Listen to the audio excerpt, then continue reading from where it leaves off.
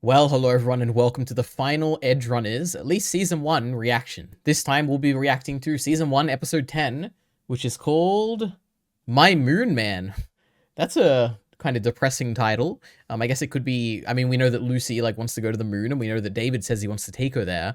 Now, I guess that could be an optimistic thing. Maybe he will save her and they'll go to the moon and that will be the final scene or something, which is very possible. I was very, very pessimistic going into this episode, but last episode, convinced me a little bit that maybe things will be hopeful. Lucy, there's some hope for her yet. But yeah, brief recap. Last time they had a run-in with both Arasaka, who set them up by means of Faraday, and Militech, who was attacking them head on. And David tried on the, I believe it was called the Cyberskeleton, but it was basically some crazy tech built by Arasaka, and he managed to survive, and now I assume they're going to go and save Lucy. But let's start this final reaction.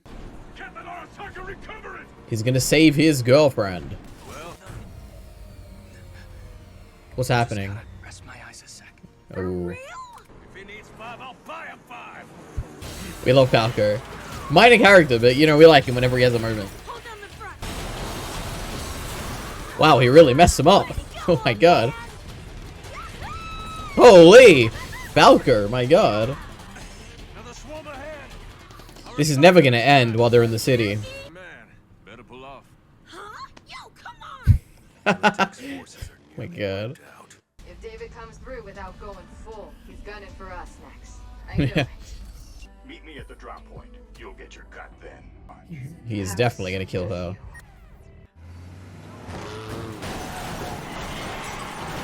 Jesus Christ. He's having the similar flashbacks to Maine, which makes sense as it is the cyberpsychosis. I like it. I know I can. I'll do my best. You got my word. Arasaka all the way to the top. Man. All right. I need you to shoot me up so I can keep it together. How is David gonna survive this season? Lucy? She's The only one. Yeah. Such a shame. Whoa, that was a cool thing. I knew he'd kill her, but that was an awesome way to kill her. Special exceptions. You. Whoa.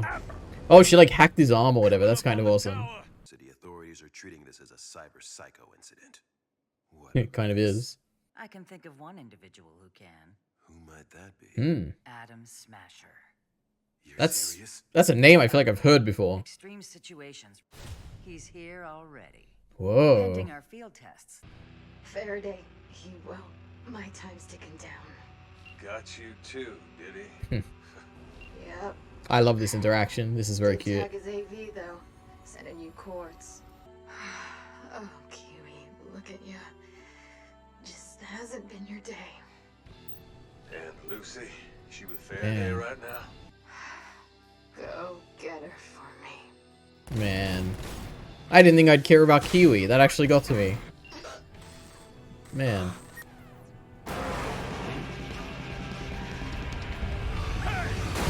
Oh my god. That was a good hay. That was like a Gus Fring kind of hay. Oh my god. But look at him in the corner. It's so cool. Make sure that mangy God, it's in the background of every shot. It's a child's toy reliant on anti-grav training wheels. I like this Not even worth my voice. time. Ain't no fucking coming back from that. I think that time passed a long time ago. Man, that brief shot of jumping. That was really good. In this, you have failed your assignment. Oh my god. Holy. What an entrance. Oh my god. The cyberskeleton returned to you as promised. Oh my god. Adam Smasher, hurry! Go on, kill the boy! Who the fuck are you? Fucking merc, do your job! That was great. You're packing some pretty heavy. God, he looks so artillery cool. for a size And talks so cool. It sounds like Darth Vader. Is it over already? No.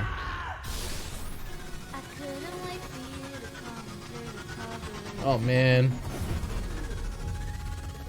They're playing the moon song. Please, David, come back to me. Come back. Man. Holy. I'm starting to run low on lead. That's... Oh, David. Okay. Holy.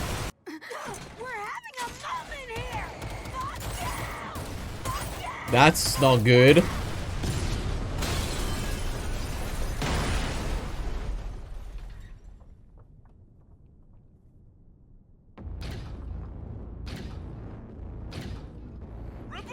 Holy. Is she dead? You have a Devastan? A rudimentary implant. Oh, I love it. I love this guy. All the same. Whoa. What a weird body. How did you? This guy is crazy. I want to know this guy's backstory. Oh my god. No can do.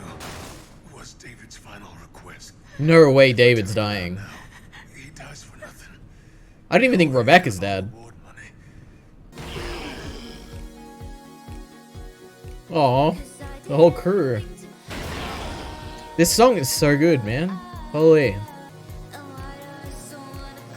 Man. I had some fun after all. You know. Oh well. No way. Wow.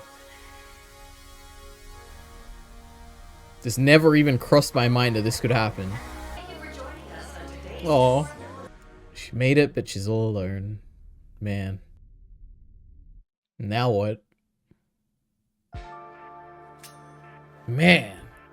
So that was Cyberpunk Edgerunners episode 10, the finale. And I have to say, that was a very good episode. I definitely have the most to say about this episode, which makes sense. It is the finale, right? You would probably expect that. All the characters are wrapped up. You can actually, like, kind of talk about them in a bit of retrospect here. But just on its own, I think it was a really good episode. It had probably not the best moment, but one of the best moments by far, which is David saving Lucy. There was a lot of really good stuff in this, even just like David showing up. We can talk about it. But I paused after I finished, like just now, like maybe 20 minutes ago. And I just sat down and I just like wrote some things out that I want to talk about. Firstly, I just want to talk about that song that was playing. You know the famous one, the one that played when they first went to the moon, the one that played when Lucy was saving David. It's actually crazy that this song was written for the game and like the show, they used it by the show, I guess, as well. Because this feels like a legitimate, like, this is a song. And it kind of feels like an insert song, right? Like in anime where you get like special moments and you get a track playing with lyrics and everything and it's a really good and emotional and all that. This is the perfect song for this show. It's played perfectly in the moon scene initially and it's played perfectly here as well. So I'm just utterly impressed by the fact that this was made for the game and is like used in this as well. And it's really, really, really cool. So awesome. That's my first thing. Then I just have a whole bunch of stuff I want to talk about David. Now, firstly, like I said in the reactions, he has like a bunch of flashbacks in this, or like they're kind of like abstract flashbacks where he's kind of suffering with the cyberpsychosis and he's like flashing back to the, you know, him just like walking through the city when he was like in school or whatever. And like even just random moments that he flashes back to. And it really reminds me of Maine because Maine was doing the same thing. Like even the main episode opened with him just walking in this, like, it was like a car park or something, like a really big like highway or something like that in the desert. And throughout the episode, you have a bunch of him like flashing to like all the memories he's had like with just like in the past. And it's really, really good. And it was really well done here. And it kind of like finalizes that like comparison between the two, right? Those two characters, which was really cool. So I like that. And then during one of these, I don't know if I included it in the reaction because I haven't edited yet, but during one of the cyberpsychosis sections, there's a really, really cool shot, which is like lasts for like a split second. And it's when David's about to jump off the building and it flashes to him looking down at his feet, like human feet, and he's like about to jump off. And it's like a very cool, like suicidal imagery of like him willing to like kill himself in this moment. And it is like a very depressing, dark visual. And I thought it was super cool, but it's only there for like a split second, but that was really, really cool directing. So that was awesome. Then there's like David entering the fight, basically like showing up right in front of Faraday when I wasn't expecting it. It just showed up out of nowhere. Obviously Faraday wasn't expecting it. The Arasaka guy wasn't expecting it. It was crazy. Like just a very cool, like fun moment of him just showing up there, you know? It was cool. Like a lot of the elements in this show, that was definitely very cool. And then he literally dies, which is crazy. Like I was not expecting this. I guess maybe I've said it at some point, like, but it, like I would have expected that David would die. Like the only thing that would have made David die would be if Lucy died. That's kind of what I was expecting, which is that he'll die out of like suicide or something like that, right? I never thought that he would be killed, and even though he wanted to keep living. And this is crazy. Now this works perfectly. I'm kind of glad it didn't even cross my mind because it really resonated when it happened. Now, I think this ties in perfectly with what I've kind of been talking about, what I kind of took from David's character here, which is that the ultimate tragedy of the show is that in this hopeless world, David started out as someone who was just like incredibly innocent and hopeful and just like a nice, decent person in this like otherwise like kind of corrupt, crazy world, right? And the tragedy is that he's gone down the wrong path, right? Like becoming an edge runner or whatever. This isn't what his life should have been, right? But the problem is, like, the tragedy of it is that, like, maybe there was no choice. Like, it's not like he went down the wrong path, maybe. Maybe the world itself kind of is, this is one of the only paths he has, and none of the paths are any good, at all. And either way, regardless of what it is, he's too far gone at this point. And it is, like, the ultimate sadness or tragedy is that it was inevitable that eventually he was going to lead to his own death, right? Like, Lucy even said it in, like, episode 2 or 3 or something, right?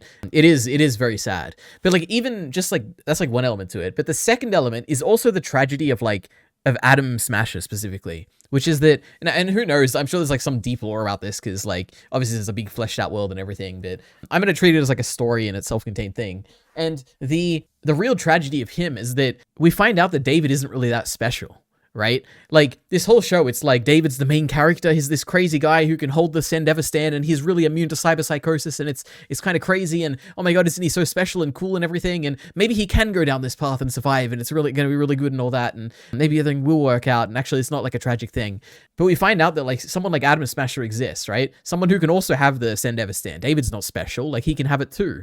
Someone who is not, apparently, seemingly not suffering from cyberpsychosis in the way that David is. David isn't as special as we thought, because in reality, the thing that was special about David wasn't his ability to kind of like tolerate this cruel world or anything like that, or the fact that he could, put on all this cybernetics and hold a sane like mind and everything like that. That's not what made David special. What made him special was how he was different from the rest of the world, right? And not just by like some physical capability he has, or even like a mental capability. It's just like he had he had like, I don't have the correct words for this. Like, I've been struggling to come up with it like this whole time, but it's like, it's the combination of his like innocence, his optimism, his hope, his goodness, his gentleness, like all of this. He had this. He had what Lucy liked about him, right? Initially. And that is what made him special. And it's not like, it's not being an edge runner. It's none of that. Adam Smasher has all that too. And it is just so sad that he dies because he embraced that, not the thing that made him special, truly. It is, I really like it. Now, I'm sure there's like a million readings you could have to this. First, there's like a whole lore reading, which I'm sure Adam Smasher, like, there's probably a good reason. Maybe he has like a different backstory, which is completely irrelevant to this. But there's also the element of like, there's an element of him reverting to his kind of innocence and stuff when he saves Lucy. Whatever, like, put all that aside. I kind of just like this as an isolated like story element. So, I'm sure it doesn't really hold up much analysis, but I think it resonates really strong with me. And that's what I'm thinking when he's dying, right? Like all this stuff. So that was really good. But yeah, I guess just like separately, the Adam Smasher stuff. Adam is so cool. Like, firstly, it's a name I've heard before. I don't know if like maybe someone mentioned it like in a comment section, or maybe I've just seen it like just around or something, like on TikTok or something. I have no idea. But when they said the name, I'm like, oh, I know this guy. I didn't know him at all. Like, really, I just heard the name. But he's like got a cool appearance. He's got a very cool voice. Like, sounds very much like Darth Vader or something, And he seems to like just enjoy fighting and stuff. And I was like, oh, this is really cool. I like this guy. It does make me wonder, like, what is his backstory? Like, if cyberpsychosis is like, I think Nay Rose has been saying, and I think I don't even know. I'm sure I've seen it around somewhere else, where maybe it is like, maybe other people have commented too, that cyberpsychosis is more of a mental thing about like mental stability and like resilience and all that, and has little to do with actual physiological stuff. Then I wonder what led to Adam Smasher kind of becoming this way, where he can tolerate basically becoming an entire like cybernetic creature and still not have that cyberpsychosis, It makes me intrigued as to his backstory. I don't know if we'll get it, or maybe that's the thing in the game, or like the lore of this world or whatever, but yeah, kind of interesting. But yeah, now with that brief aside, I want to go back to the saving Lucy scene, which is the best scene potentially in the show. I would argue it's either, there's 3 scenes that are candidate scenes for the best scenes in the show, and they are like far and away like better than everything else in this show. And they are the 3 David Lucy scenes. It's the first one on the moon, when she's like doing the hand gesture to kind of like, come grab my hand or whatever, and she like grabs his hand, and that's like a fantastic, phenomenal moment. And it is funny because I barely reacted in that original reaction, but my goodness, in retrospect, it's so good. And the second one is the scene of Lucy knowing the inevitability of what David's path is going to be in life if he becomes an edge runner, and then kissing him and all that. Like, that scene is really fantastic. And now we have this final scene of him saving her. And the real sadness or the tragedy of the scene entirely has to do with Lucy's perspective. Like, that is the tragedy. It's not David's perspective. It's not like the audience watching like him have to do this or whatever. It's like, it is just, this is Lucy seeing that David is too far gone now. Like, he is dying for her sake, and it's incredibly sad. Like, in that moment, it is, once again, like I think I've iterated to death, or reiterated to death at this point. She is in that moment seeing the idealist, like innocent, hopeful person that she first met she's seeing him kind of revert to that in that moment. We even see it in the storyboarding. It's super cool where like his head, we're only seeing his head and we don't see his body. And it's like, for all sake, intents and purposes, if you were to see that, just looks like him, like a human. We're not seeing what he became. We're seeing what he was. And in that moment, that's what we're meant to be seeing, right? Like it is the innocence of David kind of coming out in that last moment when he's having like a cute conversation with Lucy, right? But it is the tragedy that in that moment, she knows that he's going to die, and she knows that he's dying because of her. He's dying because he wants to save her, you know? The youthful optimism is kind of like, is what he liked about her, but it is also what she liked about him, but it is also the thing that's leading to his death. It's really sad and fantastic. But that's the bulk of my, like, the stuff that I really want to talk about. Now, there's other miscellaneous, like, small things I have in my notes. One is that Falco has, like, a few moments here. He has, like, two, which is that one of them is he blows up all the Militech stuff behind him. It's like, oh, it's so cool. And he's like, you know what, if David needs 5 minutes, I'll give him 5 minutes. And I'm like, hell yeah, we love you, Falco. I think it's his name, right, Falco? I could be completely wrong. If I am, please let me know. I'm embarrassing myself right now. And the second moment is when Kiwi calls him, and it's like the contrast of Rebecca's reaction to it, where Rebecca's like mad and like, you know, kind of scorned by her and doesn't like her. And then you've got Falco, who's like kind of more understanding and is kind of like more listening to her and like hearing her out and stuff. And I thought that was a super cute, like, it says a lot about their relationship that you don't really get too much of, I don't think, like in the show previously. So it was cool to see that. So I like that. So Falco, you know, what an addition. We're glad he exists. Okay. And he survived, right? I think he survived, right? He was driving Lucy out of there in the end, right? But yeah. Then we have Kiwi in this episode, which was another highlight, which I didn't really care for Kiwi that much before this. She had some cool stuff like last time where I think she was on the phone with Lucy and that was really cool. But beyond that, I didn't really think much of her. But in this, she was like one of the emotional highlights. Like her call, like I said, with Falco was fantastic, and her dying in the end and kind of like, you know, just talking about reflecting on her life and how she didn't really want to like go down this path and all that. Like it's really good. You know, it's emotional. Yeah, so that was really good. And then the final like thing I just want to talk about is Rebecca, which is that I have to assume she's dead, but in my mind, in my headcanon, she's not dead. Okay. But it is a thing where I feel like if there is a season 2, I don't think she's going to be in it. But it very much like, it is weird because it feels like the directing of the scene where Adam Smasher comes down and we do like a triple take of like of him like squashing Rebecca. It gets portrayed, it comes across as more of like an action flourish or like an action kind of direction thing rather than like a tragic moment kind of direction thing, which kind of undermines it if it is her death. Because it's like, it felt like a cool moment rather than like a sad moment, which is weird. Like it's a weird disconnect. Yeah. So I don't know if it was like maybe just some directing that I didn't like that kind of like undermines Rebecca's death, or maybe she didn't die. And like the point was that it's like, this is like a cool, awesome like action moment where Adam Smasher smashes her, but this is a crazy world, right? Where maybe they can reconstruct brains for all I know. Like I have no idea. Like she wasn't completely destroyed. Like she had like at least half her brain like still intact and all that. Like maybe she will come back, but yeah, weird directing, I think. If the intention was to actually kill her and for us to feel, or for me to feel that she is dead there, you know, but yeah. Now, my only other main kind of like section of actual notes that I want to talk about is just reflecting on this season as a whole. Because I started out this show, and I think I even said it in episode 1 reaction, which is that, you know, I don't think this is the show for me. Like there's two elements to it that don't really appeal to me too strongly. One of them is the whole evil corporation, mega corporation thing, which is like a story element I don't really like much usually in fiction. And then there's the whole element of like the cyberpunk world, which is like cool. Like it's really well like filled out and everything. And it feels like alive and everything. I like that element. But cyberpunk is like I don't know if it's a genre or like a world or whatever. Like it's not really an appealing thing to me. It's not like I'd ever seek out that kind of material, right? It's perfectly fine, but it's nothing that really stands out to me, you know? And to be honest, like this stuff kind of became like it is there, it permeates the whole show, but it never really grew on me. Like I wasn't really invested in the Arasaka Militech stuff. I'm not really invested in the cyberpunk world that much. What ended up shining the most in this story were the characters, like I said. Like I've obviously spent the last, like, I don't know how, like 10 minutes or whatever I'm spending on this discussion here so far, just on Lucy and David and Kiwi and like, you know, small moments like that, and even Falco and Rebecca. Like these are the things that really stood out to me this season, more so than like the stuff that it felt like initially was going to be more of the focus. The characters were ending up being the focus, and I liked it, you know, so that's the first thing. The second thing is just reflecting on this. This is a very unique anime in multiple regards. Firstly, visually, it looks like I've never seen a show that looks like this, like the color palette, the even the art style. Like I don't know what it is, it just looks so different. Then there's like the whole, just the dub itself, like feels very different. I've never heard a dub like this. Like this feels like it feels like it was made for this dub, which is something that I've heard like tossed around, but I don't know if that's actually true or not, but it feels very authentic, this dub. Like it feels like it's completely built for this like anime.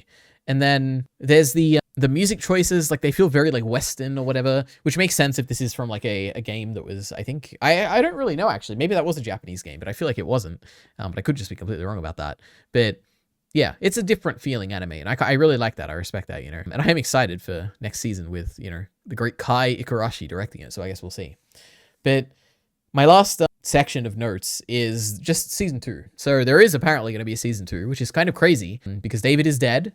Lucy, so I guess in terms of characters that are confirmed to be alive, we have Lucy, and I believe we have Faraday. I could be, not Faraday, sorry, Falco. Faraday's dead. I have to assume, like, he got crushed and his eyeballs fell out and he has to be dead, right? So what do we do from here? Like, I feel like there's 2 options, right? There is, and I'm sure it's probably been announced by this point, so I'm just purely speculating based on nothing here, but there's either we follow Lucy and we continue her life after achieving her dream and, like, David's death and all that, but to me, it kind of feels like I don't know where you would go from there, because Lucy as a character feels complete to me. Like, it is a tragic story about, like, she eventually achieves her dream, but at what cost, right? Like, at the cost of being lonely. She achieves the dream, but, like, doesn't really achieve what she wanted, right? And it's very sad and tragic, and I'm glad it ended there. So I don't know how you could kind of continue this story and make it satisfying. I'm sure it's possible. I'm curious if Lucy does end up being the main character, like, what is the story going to be? I just don't know what it would be that would be interesting, but the show can surprise me. The other possibility is that we do a completely new character, because this is obviously a massive world, right? The world of this Cyberpunk Edgerunners is massive and alive, and, like, there's many different facets to it, and we've only seen one facet of one character and one story. I think it is very equally possible that we could just be following a completely new set of people. Maybe they'll run into Falco and Lucy or something, but maybe they won't be the primary protagonists. Like, maybe this new person we follow will be. Maybe it'll be a girl main character, who knows? But yeah, so if I were to guess, I would probably assume it's going to be like another story within this world is my guess, but yeah. But that's it. My final thing, if you've been watching along this whole time, then look forward to a discussion video about this series that I'll be doing with Kyle Entertainment, who's, another YouTuber that I collaborate with a lot. He hasn't seen the show, but I think he's going to be watching it, very soon. And then we're going to do a brief discussion. I don't know how long it'll be. Will it be an hour long like most of ours are, or will it be shorter? Who knows? But check around or stay around for that. Should be coming out soon. I don't know, a week or 2, maybe. But yeah, thank you for watching. This was my first, anime reaction series. I feel like I've learned a lot as I've gone on. I think these final reactions are probably, hopefully, better than the first one. They're at least a lot longer than that first one, which was very short. But I'm looking forward to the next stuff. So for now, like, this series is going to be replaced with, I think my next reaction series is Andor Season 2, because I haven't seen that yet. But then after that, I don't know, maybe I'll go back to some anime. Who knows? But yeah, thanks for watching. Don't forget to subscribe, and see you next time.